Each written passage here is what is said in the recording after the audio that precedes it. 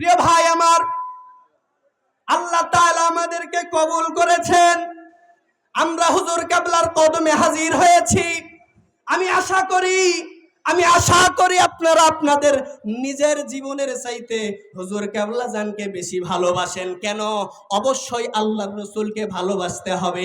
যেমন ভাবে হুজুর পুরনূর সাল্লাল্লাহু আলাইহি ওয়াসাল্লাম, হুজুরের হাদিস বুখারী শরীফের মধ্যে পাওয়া যায়, লা ইউমিনু আহাদুকুম হাত্তা আকুনা আহাব্বা ইলাইহি মিন ওয়ালিদিহি ওয়া ওয়ালাদিহি ওয়ান নাসি আজমাইন।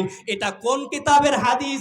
আমরা উলামায়ে কেরাম যেটাকে বলে বাদাল কুরআন সাহিহুল বুখারী, বুখারী কুরআনের পরেই পৃথিবীর জমিনে যেই কিতাবটাকে প্রসিদ্ধ মনে করা হয় সারা বিশ্বে, মাগরিব থেকে মাশরিক, শিমাল থেকে জুনুব পর্যন্ত যেই কিতাবটাকে শ্রেষ্ঠ মনে করা হয় সেটা হচ্ছে বুখারী শরীফ। এই বুখারী শরীফের মধ্যে হাদিস আছে, তুমি ততক্ষণ পর্যন্ত পরিপূর্ণ ঈমানদার হতে পারবা না। ও নবীর আশিক, ততক্ষণ পর্যন্ত তুমি পরিপূর্ণ ঈমানওয়ালা হতে পারবা না যতক্ষণ পর্যন্ত মুস্তাফা জানে রহমতকে নিজের জীবনের চাইতে বেশি ভালোবাসতে পারবা না। ঠিক কি না? জবান খুলে বলেন ঠিক কি না? আমরা এই রাসূলের প্রতি ভালোবাসাটা, শিক্ষাটা, নবীজিকে ভালোবাসতে হবে, নিজের জীবনের চাইতে ভালোবাসতে হবে।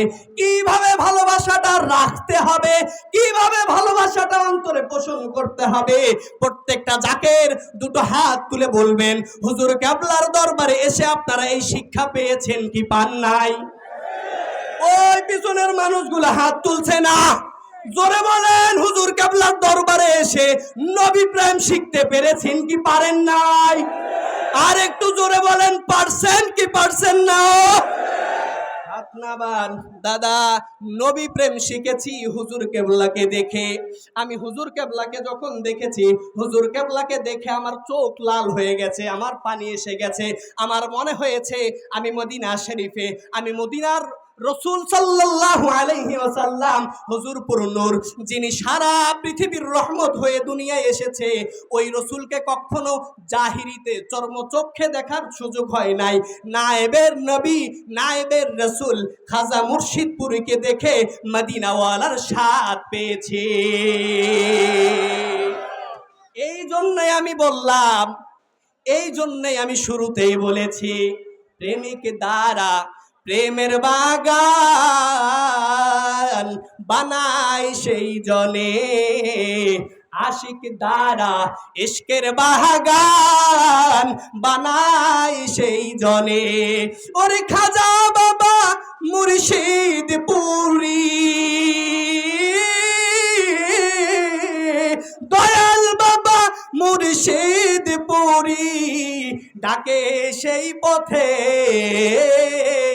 প্রেমিক দ্বারা প্রেমের বাগান বানায় সেই জনে, প্রেমিক দ্বারা প্রেমের বাগান সাজায় সেই জনে। তাই তো বললাম দাদা, নবীজির ভালোবাসা লাগবে, রাসূলের ভালোবাসা বাদ দিয়ে তুমি যদি আজ থেকে নিয়ে কিয়ামত পর্যন্ত ইবাদত করো, আমার আল্লাহ তোমার ওই ইবাদত কবুল করবে কি করবে না, পৌঁছাবে কি পৌঁছাবে না সন্দেহ।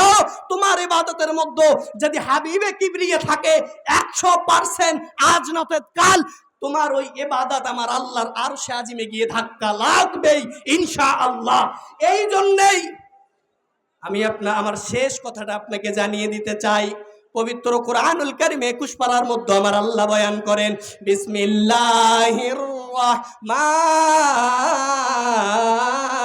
রহিম, আন-নাবিয়্যু আওলা বিল মুমিনিনা মিন আনফুসিহিম।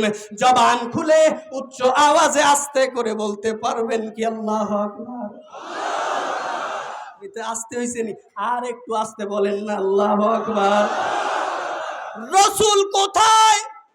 প্রশ্ন করলাম আইনাল হাবিব, প্রশ্ন করলাম আইনার রাসূল, নবী কোথায়, রাসূল কোথায়?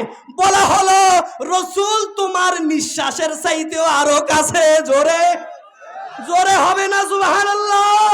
প্রশ্ন করলাম নবী কোথায়? আল্লাহ জানিয়ে দেয় নবী তো তোমার জানের চাইতেও আরো কাছে।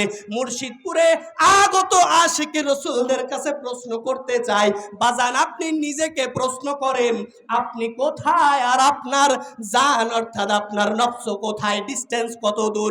যদি মনে করেন নিঃশ্বাস নাক আর জবান এতটুকুর মধ্যেই নিঃশ্বাস, এতটুকুর মধ্যেই নাস, আমি আপনাকে বলবো দাদা তাহলে তার থেকেও নবী মুহাম্মদুর রাসূলুল্লাহ আরো আপনার আমার কাছে। এই যে নবী প্রেম, এই নবী প্রেম তো বিলানো হচ্ছে মুর্শিদপুরে, এই প্রেম তো বিলানো হচ্ছে হুজুর কেবলার কদম থেকে। যে যতটুকু পারো ধরে নাও, যে যতটুকু পারো আগিয়ে যাও, যে যতটুকু পারবা, যে যতটুকু পারবা হুজুর কেবলা জানের কদম থেকে সান্নিধ্যে হাবিব, সান্নিধ্যে মুস্তাফা অর্জন করে করে আমার আল্লাহ দুনিয়াতেই তোমাকে আমার রাসূলুল্লাহ সাল্লাল্লাহু আলাইহি ওয়াসাল্লামের দিদার নসিব করিয়ে দিবে। বেশি দূরে না, বেশি দূরে না।